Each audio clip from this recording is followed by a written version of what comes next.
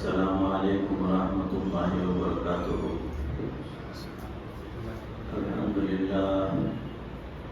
الحمدللہ وکفی وسلام علی عبادہ الذین اصطفی والتقی والعفاف والغنی۔ اما بعد فقد قال اللہ تبارک وتعالی فی القرآن المجید والفرقان الحمید۔ فأعوذ باللہ من الشیطان الرجیم، بسم اللہ الرحمن الرحیم۔ والذین آمنوا اشد حبا للہ، صدق اللہ مولانا العظیم۔ اللہم صل علی سیدنا و مولانا محمد وبارک وسلم کما تحب وترضى عدد ما تحب وترضى۔ ذرا آواز کم کرو۔ محترم مکرم ناظرین، حاضرین، سامعین، عزیزوں، بھائیوں، بزرگوں اور دوستوں، معزز خواتین، ہماری ماں بہنوں، تصوف کے عنوان سے جو بیانات کا سلسلہ چل رہا ہے، اس میں موضوع چل رہا ہے محبت الہی، یعنی پروردگار سے محبت ہمیں کتنی ہونی چاہیے اور کیسی ہونی چاہیے۔ اس تعلق سے اکابرین کے فرمودات سے جو ہے کچھ باتیں آپ کے روبرو پیش کرنے کی کوشش کر رہا ہوں کہ اللہ تعالی کی ذات سے محبت کا ہونا یہ لازمی جز ہے ایمان کا۔ اگر اللہ سے سچی محبت نہیں ہے، اللہ کا ڈر اور خوف ہمارے دلوں میں نہیں ہے، تو ہمارے سارے کے سارے اعمال بیکار ہو جاتے ہیں۔ اور اللہ کا ڈر اور خوف ہمارے دل کے اندر نہیں ہو تو ہر قسم کے کام جو ہے ہم کرنے کے لیے تیار ہو جاتے ہیں، چاہے وہ حلال ہو کہ حرام ہو، جائز ہو کہ ناجائز ہو۔ تو ان تمام باتوں کا خیال ہمیں رکھنا چاہیے اور ہمارے دلوں میں پروردگار کی ذات سے سچی اور پکی محبت پیدا کرنی چاہیے۔ یہ ویسے ہی حاصل نہیں ہوتی، اس کے لیے ذکر و اذکار ہیں، نوافل ہیں، تلاوت ہے، تہجد کی ادائیگی ہے، اور تہجد کے وقت میں اندھیری رات میں کمرے کے اندر ہو، کہیں بھی ہو، بیٹھ کر جو ہے اللہ کے ساتھ راز و ریاض کرنا چاہیے، گریہ و زاری کے ساتھ دعائیں کرنی چاہیے، تسبیحات کی پابندی کرنی چاہیے۔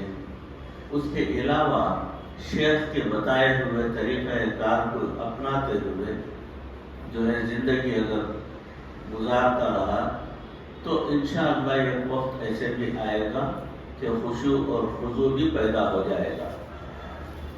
خشوع خاشعات سے ہے تو اور خضوع جو ہے وہ جو ہے توجہ اور پورے اخلاص کے ساتھ جو ہے عبادت کرنے کو کہتے ہیں۔ تو رونا ہے، روتے رو کر کچھ آنسو ٹپکا کر پروردگار کی جانب اگر بندہ متوجہ ہوتا ہے تو اللہ رب العزت ضرور اس بندے کی طرف اپنی توجہ بھی فرماتے ہیں اور اس کے اندر اس کی زندگی میں پروردگار تبدیلیاں لاتے ہیں۔ علماء نے لکھا ہے کہ چند اسباب ایسے ہیں کہ جن سے یہ محبت پیدا ہوتی ہے اور بڑھتی جاتی ہے۔ تو محبت بڑھنے کا پہلا سبب کیا ہے؟ وہ ہے قرأت قرآن۔ فرمایا گیا کہ قرأت القرآن بالتدبر والتفہم، قرأت القرآن بالتدبر والتفهم، قرآن مجید کو غور اور فکر کے ساتھ پڑھنا چاہیے. اس سے اللہ تعالیٰ کی محبت بڑھتی ہے. صاف ظاہر ہے کہ محبوب سے جتنی زیادہ ہم کلامی کریں گے اتنی زیادہ محبت محبوب کی سے ہماری بڑھے گی. اس لیے کہ قرآن مجید کی تلاوت اللہ تعالیٰ سے ہم کلامی کرنے کی مانند ہے. یعنی بندہ اگر قرآن پڑھتا ہے تو گویا اللہ کے ساتھ وہ باتیں کر رہا ہو.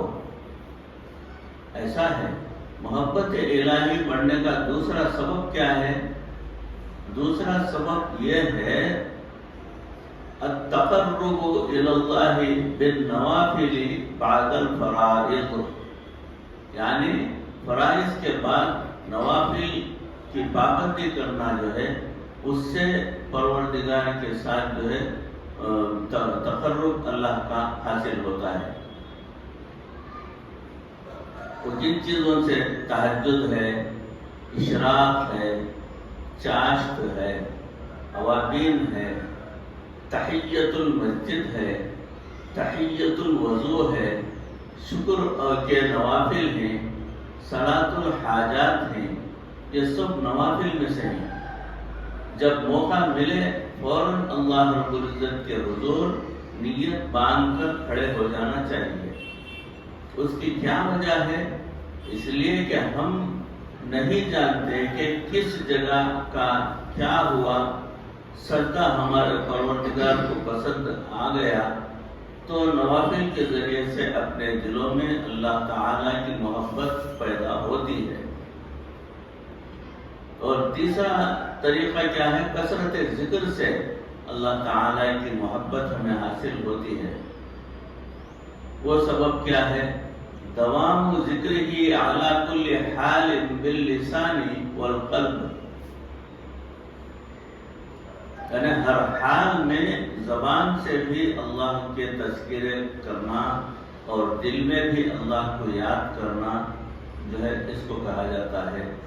تو وہ دوام چاہیے، ہر وقت چاہیے. اس لیے کہ ذکر کی کثرت دل میں مذکور، جس کا ذکر کیا جائے اس کی محبت پیدا کر دیتی ہے. جس چیز کا آپ نام لینا شروع کر دیں اس چیز کا آپ دل میں ایک تعلق سا محسوس کریں گے. مثال کے طور پر اگر آپ کے سامنے آئس کریم آ گئی، آئس کریم کا تذکرہ شروع کر دیا جائے تو ہر بندے کا دل للچانے لگے گا کہ اگر مل بھی جاتی تو کتنا اچھا ہوتا. آئس کریم کا خالی تذکرہ ہو رہا ہے، آئس کریم اگر مل بھی جاتی تو بڑا مزہ آ جاتا. اسی لیے اللہ رب العزت نے ذکر کی کثرت کا حکم دیا ہے. اذکروا اللہ ذکرا کثیرا، اللہ کا ذکر کرو، کثرت کے ساتھ کیا کرو، کیونکہ کثرت ذکر سے اللہ رب العزت کی محبت میں شدت آتی ہے. یہاں تک فرمایا کہ تم اتنی محبت کرو کہ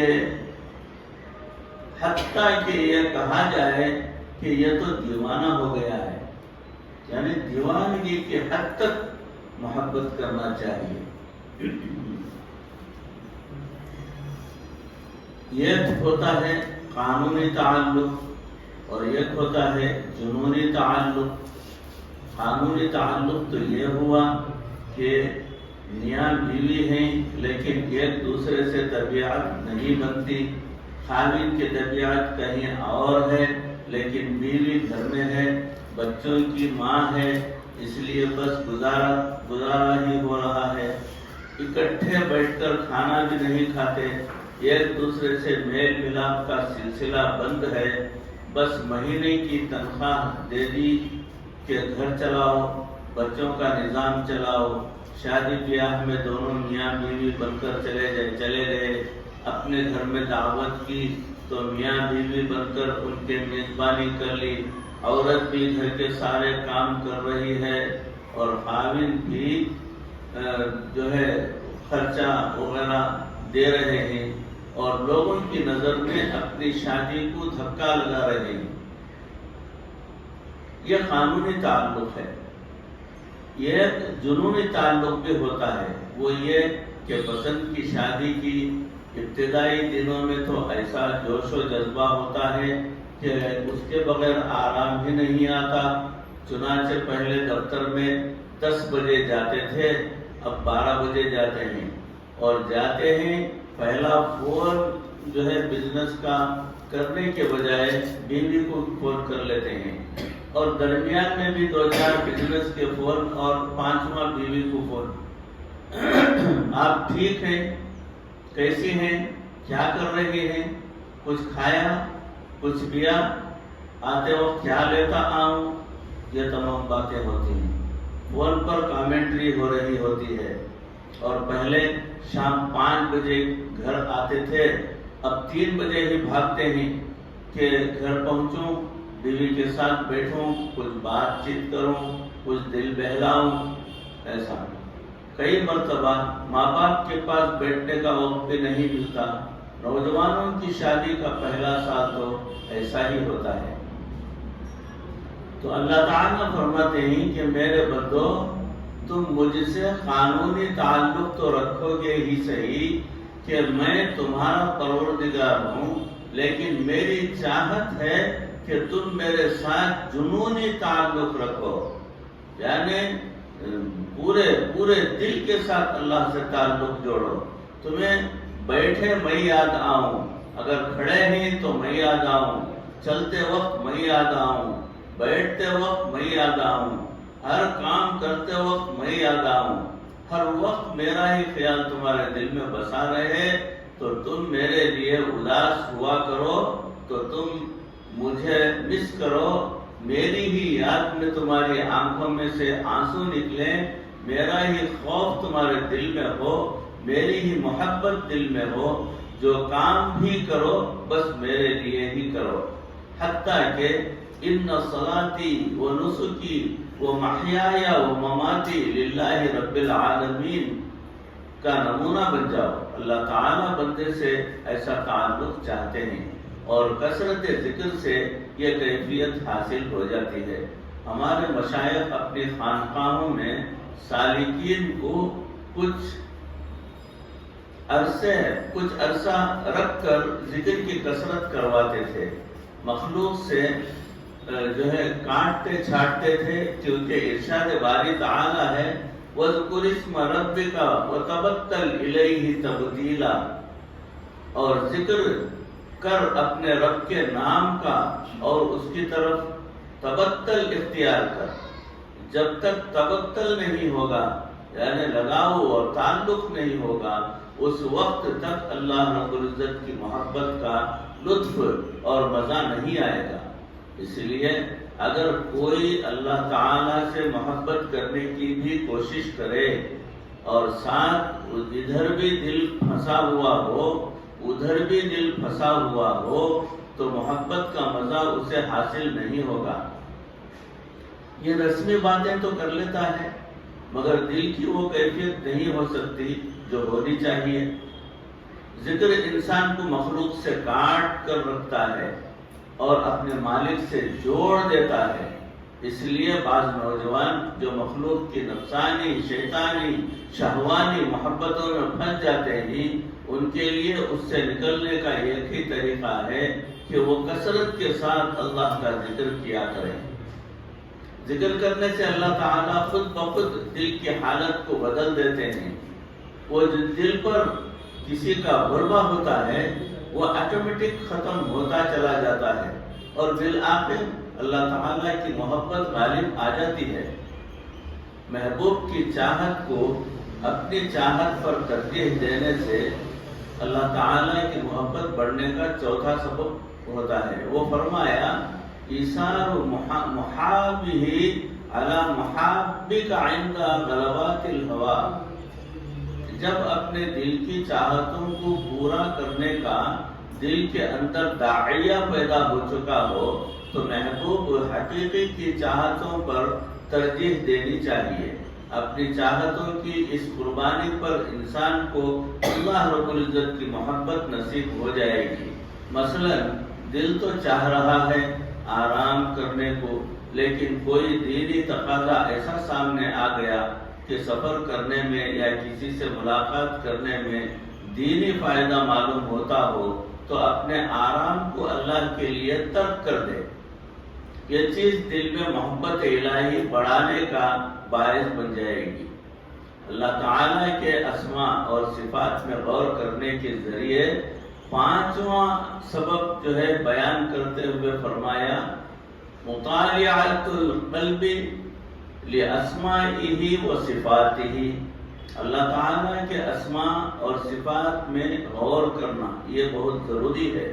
اللہ رب العزت کن کن صفات والے ہیں، صاف ظاہر ہے کہ جس میں جتنی زیادہ صفات ہوتی ہیں بندے کو اس سے زیادہ محبت ہوتی ہے، اور اللہ تعالیٰ تو اپنی صفات میں کامل ہیں، لہذا اللہ رب العزت کی ان صفات میں غور کرنے سے مومن بندے کے دل میں اس کی محبت اور زیادہ ہوتی ہے۔ اللہ کی نعمتوں میں غور کرنا چاہیے۔ اللہ تعالیٰ کی محبت میں اضافے کا چھٹا سبب یہ ہے مشاہدۃ برہ و احسانہ و آلائہ۔ اللہ تعالیٰ کے احسانات اور نعمتوں میں غور کرنا چاہیے۔ اللہ تعالیٰ کے ہم پر بے شمار احسانات ہیں، اس نے ہمیں بن مانگے بے شمار نعمتیں عطا فرما دی۔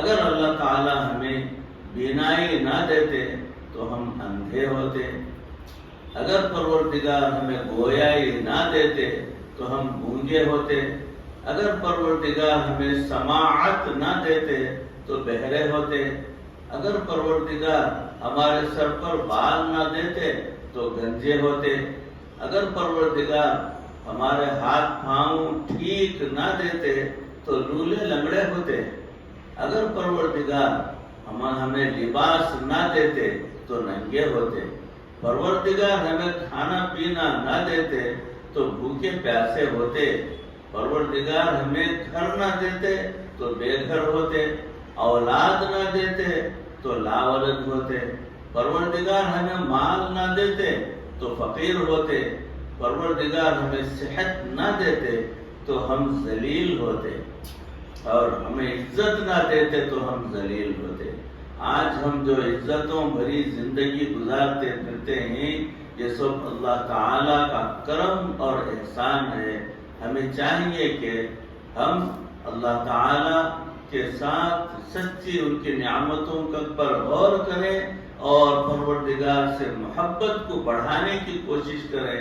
پروردگار نے ہمیں کتنی نعمتیں عطا فرمائی ہیں اس کا ہم گن کر بھی جو ہے حساب نہیں لگا سکتے۔ دل بھی چاہتا ہے کہ انسان اپنے محسن کے ساتھ محبت کرے، کیونکہ الانسان عبد الاحسان، انسان احسان کرنے والے کا غلام بن جاتا ہے۔ ٹوٹے ہوئے دل کے ذریعے سے اللہ رب العزت کی محبت کو بڑھانے والی ساتویں چیز یہ ہے وَهُوَ مِنْ أَعْجَبِهَا انکسار القلب بکلہ بین یدی اللہ تعالی۔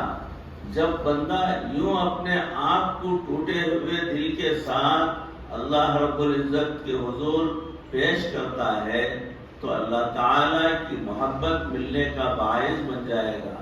انتہائی جو ہے پروردگار سے محبت کرنی چاہیے، حتی المقدور۔ آٹھویں چیز جو ہے پروردگار سے محبت کی وہ ہے فرمایا تنہائی میں بیٹھ کر اللہ سے لو لگائیں، دعا مانگیں اور قرآن مجید کی تلاوت کریں۔